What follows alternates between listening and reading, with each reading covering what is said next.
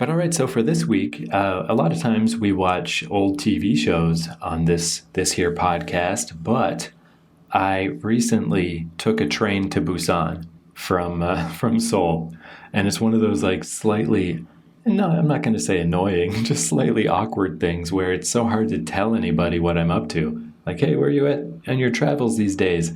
Like, there's no way to not say I took a train to Busan. But then there's also no way for people my age to not make a joke about like, oh, Train to Busan, did you have to fight zombies? Because there's a very famous South Korean movie called Train to Busan where, as my understanding is, they fight zombies. But I didn't actually look it up yet. I usually look up some details and some trivia or information about stuff. But since I don't really know beyond that basic premise what happens in this movie, I thought this would be a good case of let's just jump in. Let's just watch it. And then at the end, I'll see what I can dig up that's like interesting information about it. But yeah, in tribute to me taking a train to Busan and being in Busan right now, that's the plan this week, Train to Busan. First off, though, I guess, just before we watch the slick, highly produced action film about Train to Busan, this was I was digging through my phone and I'm like, oh, I did take a video while I was on the Train to Busan. So I can show you what the real experience looks like. For anyone who's just listening to the audio, just imagine the view out the window of a train, slightly crooked because I put my phone down the wrong way, so it's not quite flat. But I just kept seeing cherry blossom trees on the way by. I just happened to be going at the perfect time of year to see cherry blossoms, which I'd never seen before. And, they're pretty nice. They don't last very long, kind of a cool thing. So, that's all. I just thought since I had that, it's kind of appropriate of there's the real deal. There's the real Train to Busan. And I think if I remember right, they have 3 types of trains. There's the old-timey slow ones. Then there's the brand new super fast ones. KTX, I think they're called. I was on the middle train. So I'm assuming in the movie it's going to be the brand new super fast cool train. But yeah, I guess there's not much to say necessarily, right? I guess we do just need to jump in. There's only so much we can say before we've seen this thing, so. 아 뭐요? 또 돼지들 싹 잡아다 파묻는겨? 아이 그 구제역이 아니고요. 요 앞에 그 바이오 단지에서 뭐가 찔끔 샜다고 이러네. 아 별거 아니에요. 아 쩝때도 그러더만. Quick ending. Boy. No, I mean, when I mean quick ending, they didn't have a big dramatic, we were saved and all that. It just ended. Yeah, I guess I'll say right away for anyone listening, spoilers for Train to Busan, but also spoilers for Night of the Living Dead. Let's hop right in at the end. Do you remember, have probably been a while since you've seen the original Night of the Living Dead, but do you remember how that movie ended? Yeah, they killed the guy at the end and burned the building, didn't they? Yeah, one of the most frustrating endings of all time that, the dude survived through the night, the black guy, and then, you can argue it's a statement on racial relations in America and whatnot, but from a pure movie-going standpoint, God, what a frustrating ending that, he makes it all the way through. He makes it all the way to the end of the night just so some fucking rednecks the next day can kill him. Wasn't it the military at the end? It's not just rednecks. It's the actual military are at that site. And, and it is a statement on the 1960s where there was a lot of, you just, anything you didn't understand, you just did it. That was in the middle of the Cold War. That movie is a statement on all of that. And of course, the guy that they do in is a black fella. And yeah, that's kind of the story of the United States treatments of its blacks. Well, that's a good place to start. Yeah, we can talk about zombie metaphors. I took some various notes as we watched that, but yeah, because obviously, that is one of those things as a viewer, frustrating ending to the original Night of the Living Dead. But obviously, yeah, like it's a clever ending. It's got something to say, and that's kind of carried forward with zombie movies. And I think that's kind of neat. Just top line, to take this big. I think it's kind of neat that different cultures have different. Zombies are always a metaphor for something. And this one, it's neat that it's different. Like, I think the most famous American one is the second Romero movie, Dawn of the Dead, where all of the zombies congregate at the mall because they just vaguely remember it from when they were alive, and they just slowly trudge around the mall, and it's like obviously consumerism, things talking about, just mall zombies, the same as you were in life, now you are in death. Yeah, And Dawn of the Dead is more like a satire, whereas Night of the Living Dead, kind of had a serious message to it. Like, I mean, yes, it's zombies, but it works on any number of levels. Whereas Dawn of the Dead to me was more, yeah, like satire.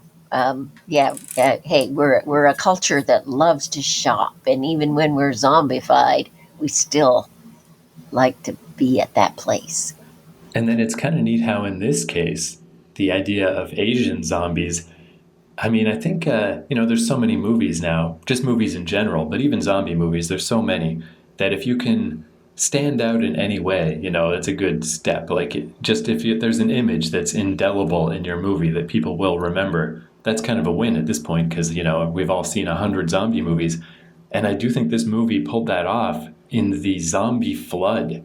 Like those times throughout the movie when zombies would pile up against windows and then the pure weight of them would break through. And it was literally like just like water, just these bodies flowing through.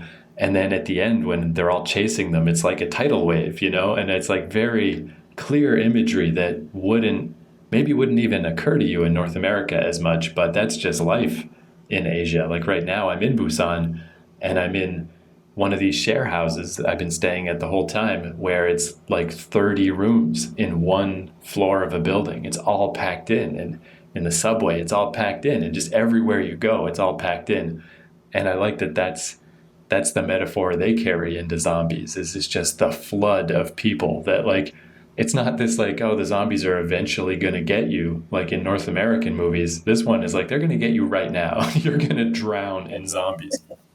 And it takes the zombies no time at all to transform. They get bitten, and it's like a matter of minutes, and they convert. And they did well, like having the sheer numbers of people that they had there, and they in the train yard at the end with the collisions and the trains turning over and blocking rails and everything. It was like, you can imagine that happening, and so many people. Of course there'd be all those people at a train yard, a passenger rail line. But I like the ending with that one was so quick. It could have gone either way. They could have shot them and it ended right there, which would have been another Dawn of the Dead, or not Dawn of the Dead, the other one. Night of the Living Dead. Night of the Living Dead. But they didn't.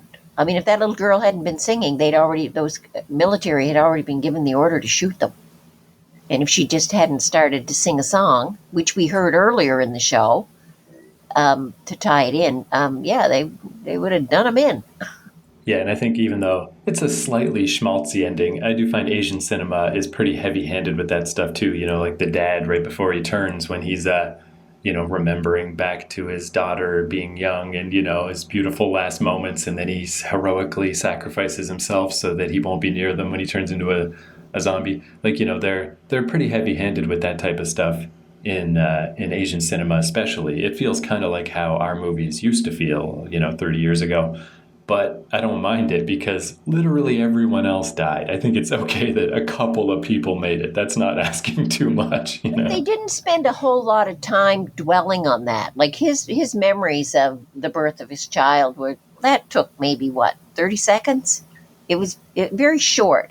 Some movies would dwell on that and just hammer it home and just keep going at it and going at it. This movie didn't do that. This movie just fairly quickly introduced you to those thoughts and then finished them off and moved on. Yeah, that's true. I might be overstating it a bit because, even though I have noticed that in other Asian movies where I do feel like it's a little schmaltzy, a little heavy-handed. But I guess this one, not too bad because also all the way up to this point, it's been, if anything, pretty dedicated to the idea of like the realism of the situation.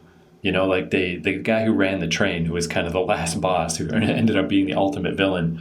Right from the get-go, he's saying stuff like, look at this homeless guy, go to school, kid, you'll end up like this guy.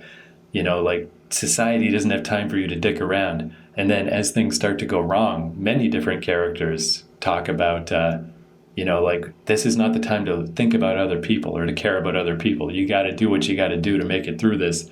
And like it's quite a like level-headed. Like even the bad guys in this movie, they're bad guys. They're definitely jerks, but you can kind of understand when you're under that kind of pressure and you think you're going to die. Then yeah, push the other guy in front of the zombies if it means you're going to get away. Like we all like to think we wouldn't do that, but who the heck knows, man? Maybe we would. And our main man, their main villain at the end, before they did him in, of course, he didn't just turn. He had those few moments of his last moments as a human, and he was talking about needing to get home to his family. He had people that he had to take care of, and that related you to our main hero, who of course was trying to get his daughter home to her mother. And so, they threw that little bit of humanity in for him, even though he was such a creep, that villain. He was throwing people in front of zombies and telling people to get off the train and get out because they had all turned, and you thought, what a prick he is. But then at the end, they threw that little bit of humanity in for him to explain his reasons for being such a prick. But again, they didn't dwell on it. It was all happened in about 5 seconds. Yeah, I guess that would be the overall thing, is especially if you take it, I mean, obviously, Dawn of the Dead was way back. It was like 1978.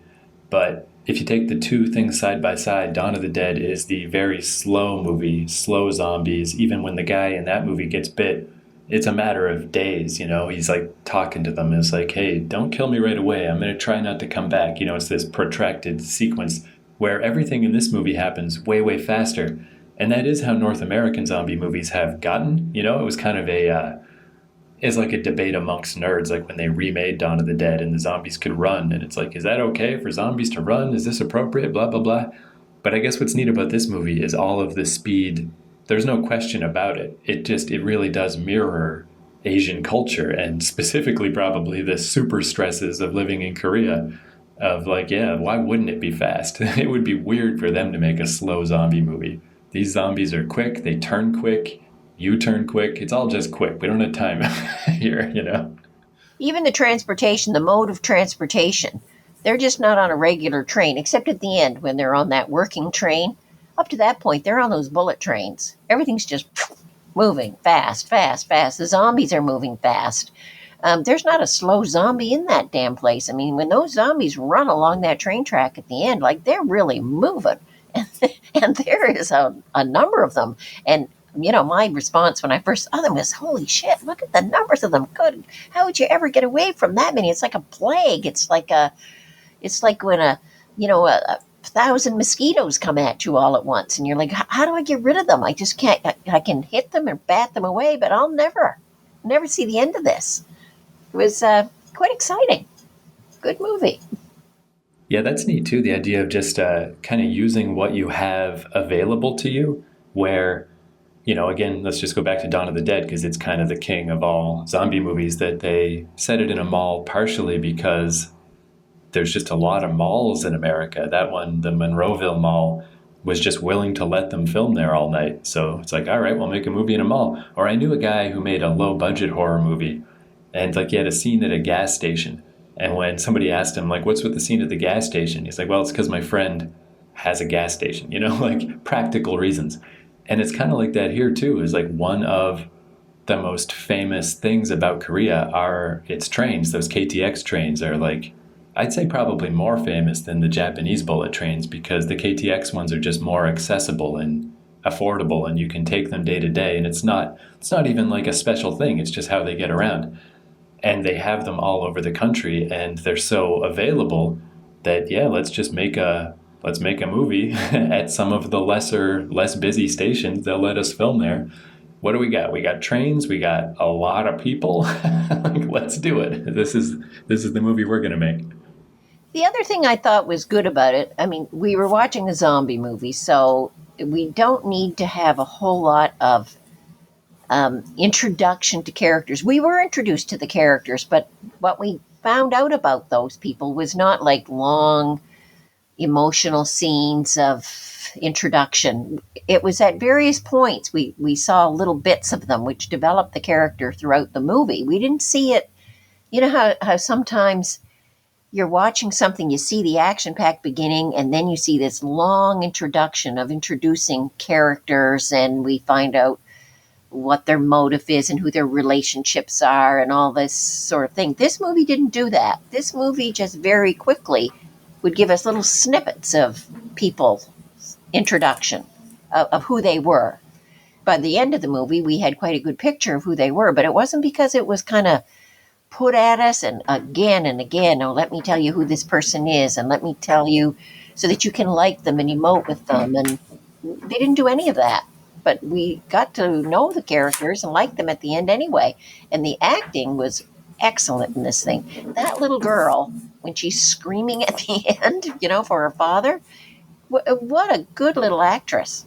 Yeah, it's interesting too how much, you really can just kind of make a role more than it could have been, because the guy who is the husband of the pregnant lady who, both of us said, like, who is that guy? Like, he feels familiar. It just feels like we know him from stuff. But I looked up his filmography, and he's not in anything that we've seen. But he did apparently get famous because of this movie. He used to be like a martial artist guy and an arm wrestler. And yeah, just if you just do good enough at a role, instead of just being yet another guy in a zombie movie, he like, boom, took off, got famous. And it's like, yeah, well, he kind of deserves it. He did a good job. You don't need to have characters so developed because really in real life, let's say you were on that train and those things were happening, you really wouldn't know a whole lot about the people that were on that train. You wouldn't know a lot about their backgrounds and their relationships. You wouldn't know any of that stuff. They would just be somebody that you're traveling with for a short time in your life, on your path of life. And so, yeah, you wouldn't need to know a whole lot about them. I don't know that doing a huge amount of character development in a show like that is necessary, because what you're watching is you're watching it to watch a zombie movie. Yeah, and even, the characters were definitely, archetypal. They are kind of following the mold, but again, especially with a horror movie, that's fine. But I did especially like with the dad, standard 90s movie dad from America, you'd say it's like, he's overworked and he never has time for his kids.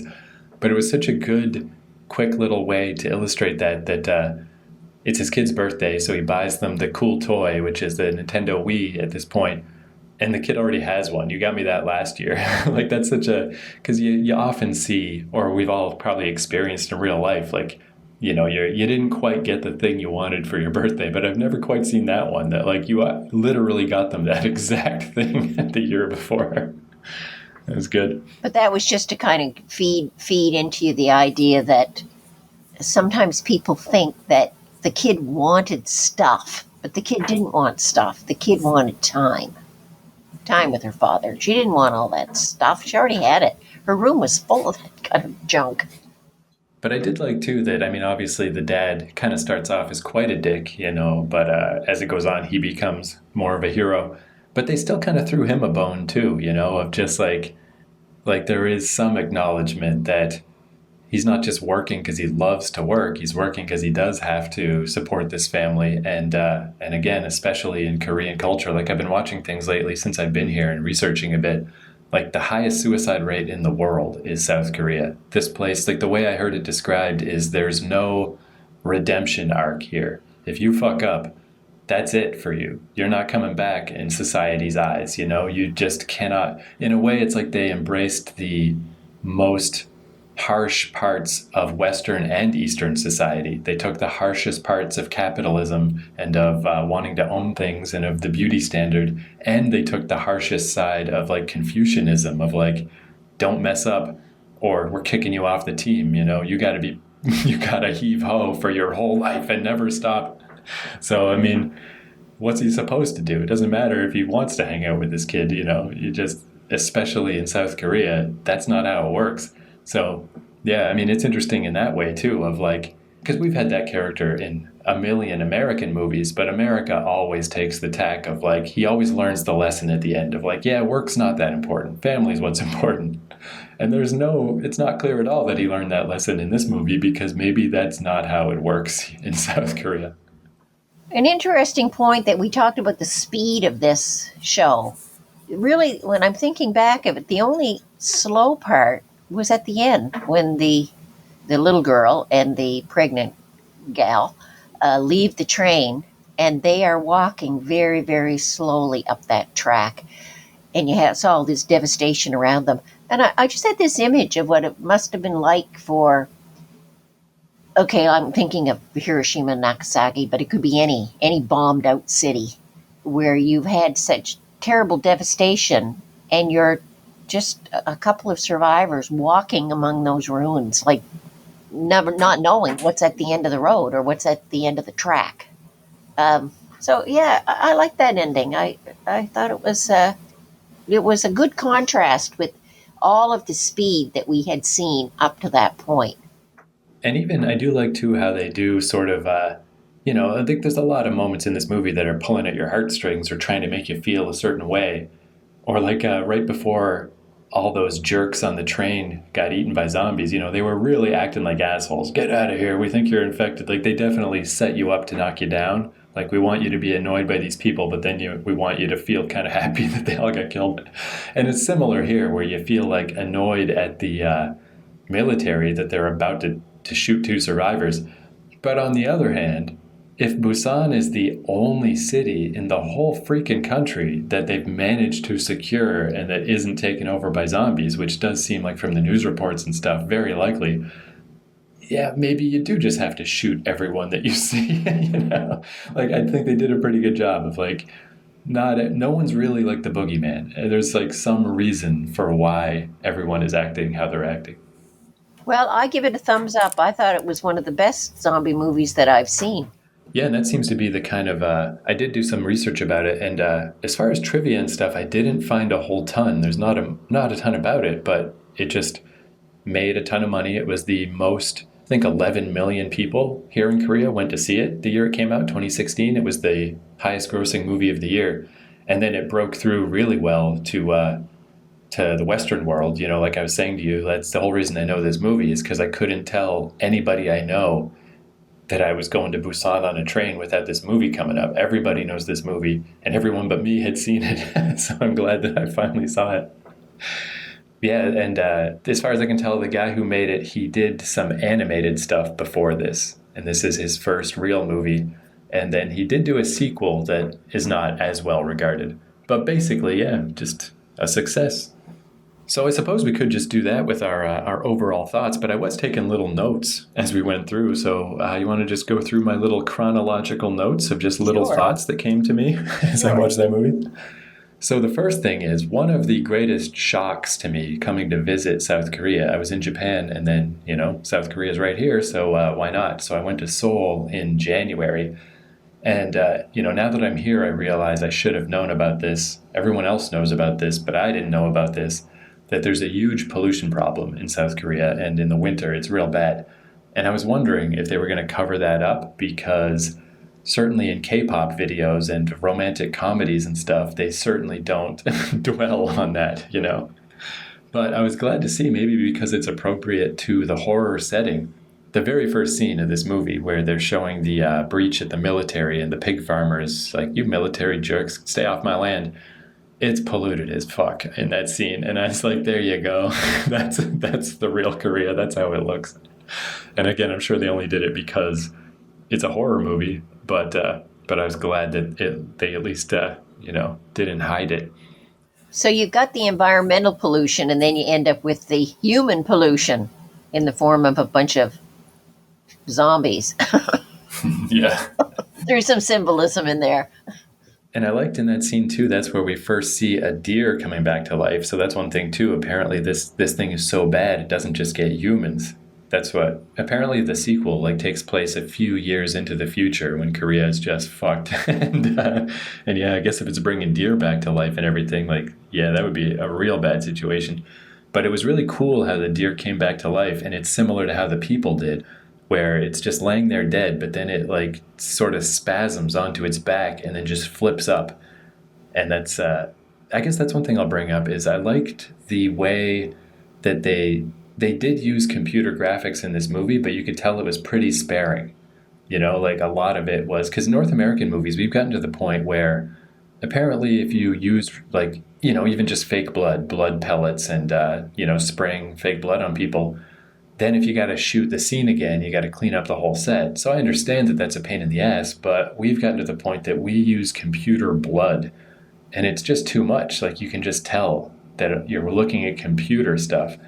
And I thought it seemed cool in this movie that they, you know, the smoke was obviously computers and the blood splatter might have been computers. And when some of the people were spilling out of windows, some of that was clearly computers. But mostly it's just people dressed up like zombies, flinging themselves around like maniacs. And you could really tell that they were really doing that stuff. And they didn't overdo blood splatter. Like sometimes you're looking at some of these newer type movies that are computer generated, and I mean and maybe blood splatter really is like that. I can't really say I've ever seen somebody being bludgeoned to death and how far blood splatter goes. Apparently it goes quite far, but some of the stuff that you're watching, it's just like too intense. It's like, good God, just one slash of the knife and there's no way that person would have an ounce of blood left in them. The other thing that stood out to me right away is when we're first introduced to the dad at work, he's eating Burger King. And, you know, obviously it's a corporate placement or whatever. In our movies, it'd probably be Subway sandwiches or something.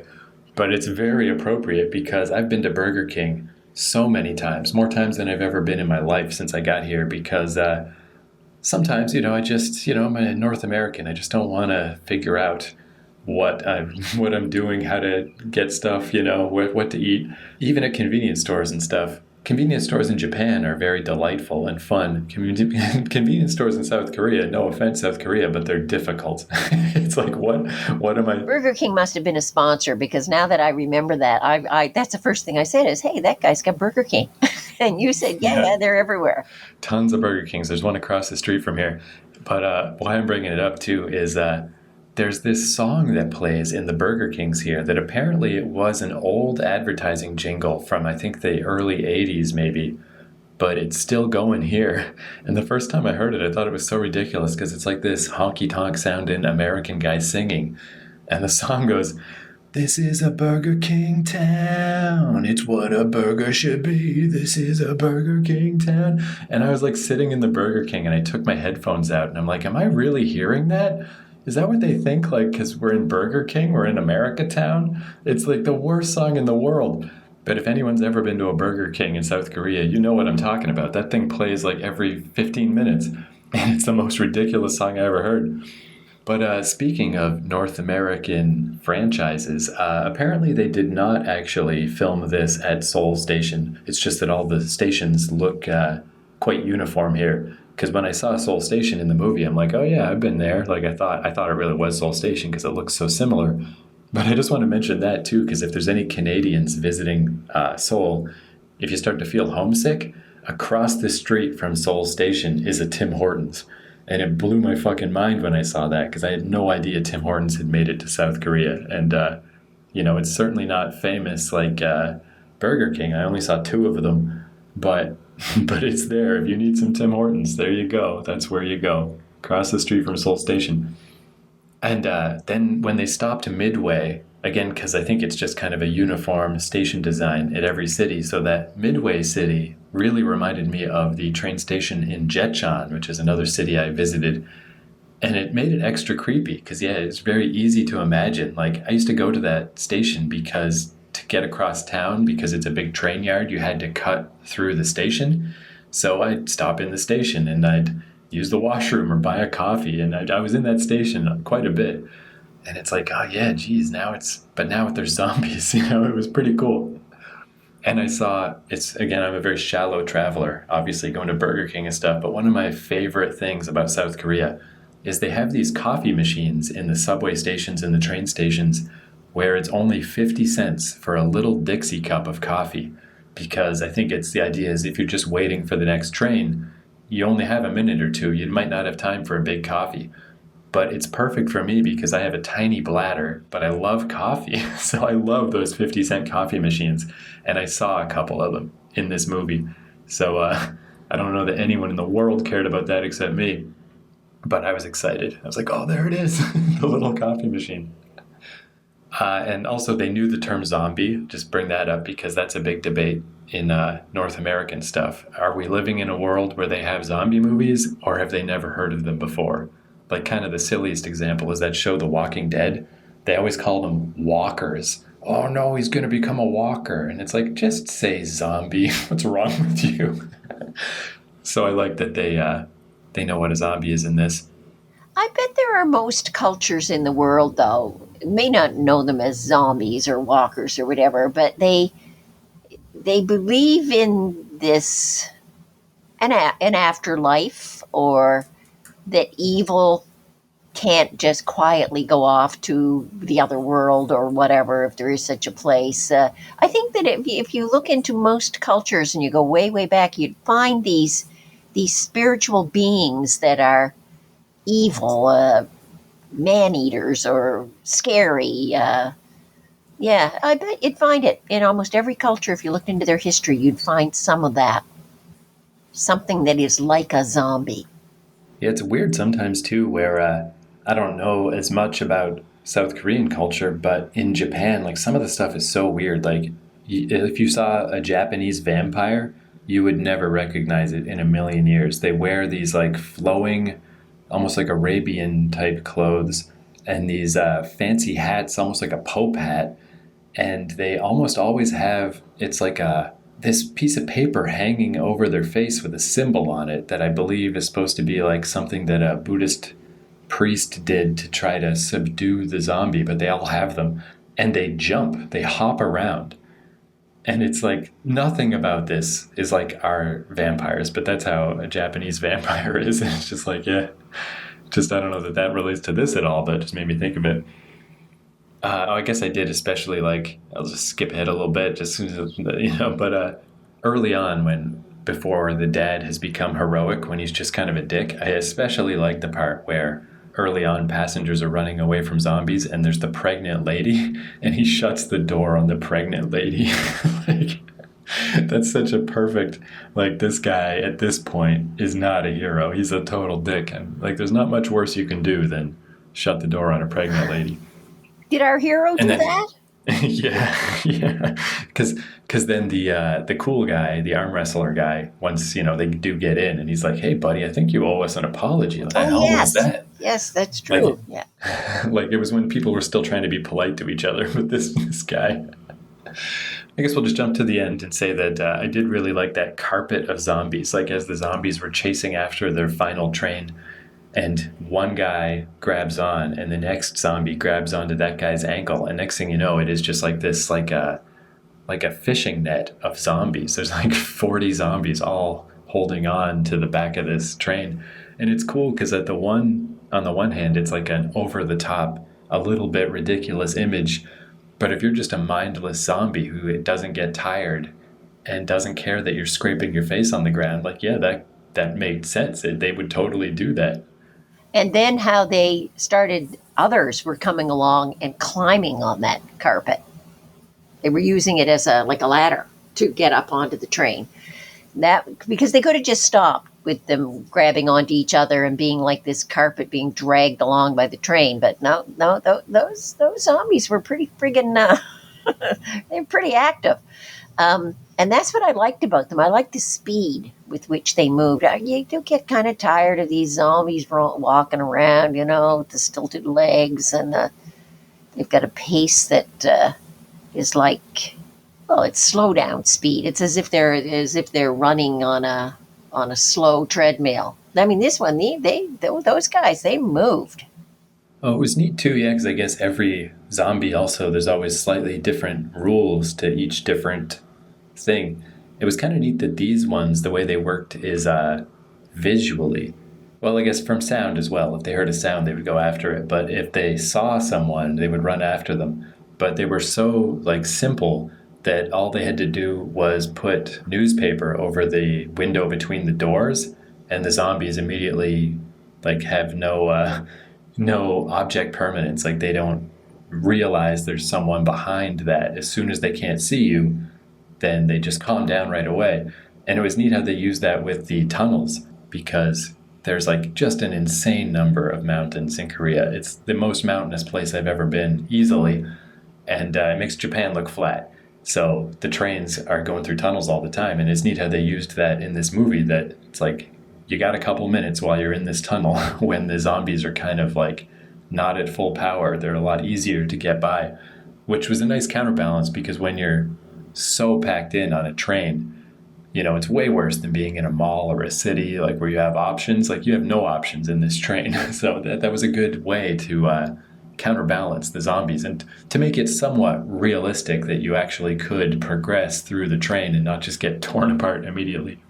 That's funny. You mentioned that newspaper over the glass. They only used that once, but yet it worked. You'd think that at other times throughout that movie, when they were being traumatized by what they could see was going on in the car in back of them, where all these zombies were slamming at the glass and chomping at the bit and spitting and everything else. You think they would have taken off their jacket or something and put it over the glass?